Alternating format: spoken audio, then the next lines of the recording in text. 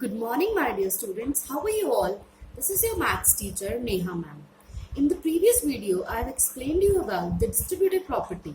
And in the same property, I told you that how we can split numbers nearby 100 into numbers like 100 plus something, 100 minus something, and so on. For example, I told you that if I have a multiplication 17 multiplied by 102, I can split up 102 into 100 plus 2, which will make my calculations easier.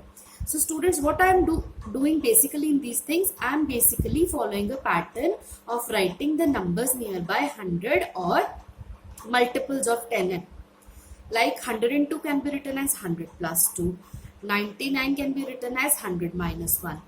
117 can be written as 100 plus 17. Now, I will tell you how we can use this pattern in order to solve other mathematical operations like addition, subtraction, and division. So, let's continue.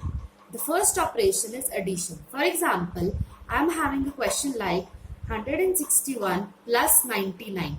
So, as you can see, if I add these two numbers, simply it will take time for me to do so. So I will I will see that 99 is closer to a number 100. So I will split 99 into 100 minus 1 and write like 161 plus 100 minus 1. So what will my question become like?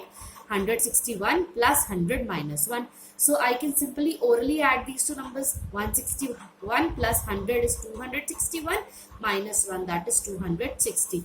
So you can see how by splitting a larger number into numbers nearby 100, I can simply do my calculation orally and I don't need to do a written calculation.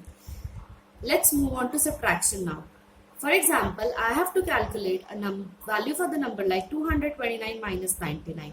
Now I can see easily in this number that 99 is closer to 100 and 99 can be written as 100 minus 1. So I will write 100 minus 1 in place of 99 in a bracket. So as you can see that outside bracket there is a negative sign, so it will become minus of 100, and we all know that minus multiplied by minus is plus. So minus minus will become plus and I'll take a plus 1 outside the bracket. So my question becomes like 229 minus 100 plus 1. So I can orally subtract 100 from 229, which will give me 129 plus 1. So my answer will be 130. So our calculations are becoming easier by using the patterns in whole number.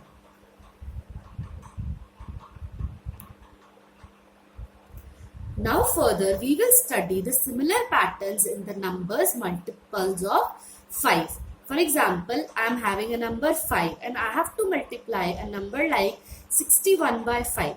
So it will take time to multiply these two numbers. So I will do a change in the number 5 and write it like 5 as 10 over 2. That means basically I am writing the multiples of 5 in the form of numbers multiples of 10. That is 5 can be written as 10 by 2.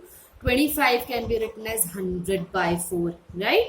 If we divide 100 by 4, we will get 25. Similarly, 125 can be written as 1000 by 8, because on dividing 1000 by 8, we can get 125. So basically what we are doing, children, we are replacing the multiples of 5 by the multiples of 10 in the form of numbers which are multiples of 10, so that our calculations become easier.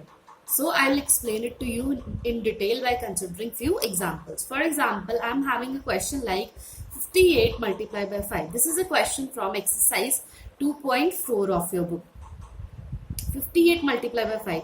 Now we have just discussed that 5. Now what if I have to multiply 58 and 5?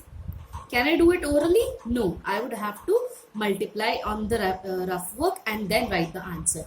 So we are opting another method of writing 5 as 10 by 2 so that my calculations become easier and it can be done orally. So I will write 10 by 2 in place of 5. My question will become 58 multiplied by 10 over 2, which I can write as 580 upon 2. And 580 upon 2 we can simply divide by a number 2 and our answer will be 290. So I hope children you are clear that how we can substitute multiples of 5 with numbers like 10 by 2, 100 by 4 and 1000 by 8. Let's consider another example. 885 multiplied by 25. As you can see, this is a larger multiplication. I would have to do it in the rough work. But in place of doing in the rough work, I will use this pattern method. I will replace 25 by 104 and simply multiply. 25 will be written as 100 divided by 4.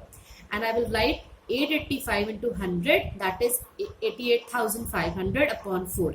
Now as you can see that 88,500 is being divided by 4, so I will cancel it out with 2. 2 coming with the number 44,250, which on being divided by 2 gives my answer 22,125. So I hope children how you can use this replacement in order to solve multiplication sums. Now let's consider an example with the number in multiplication 125. As I've already told you that 125 can be replaced with 1000 upon 100. You can easily see that whenever we 1000 upon 8, you can see that whenever we divide 8 by 1000, we get the answer as 125. So what am I getting? I will write 640 into 125. That is 640 into 1000 upon 8. So I can easily multiply orally 640 into 1000. That will be 6,48,000 by 8.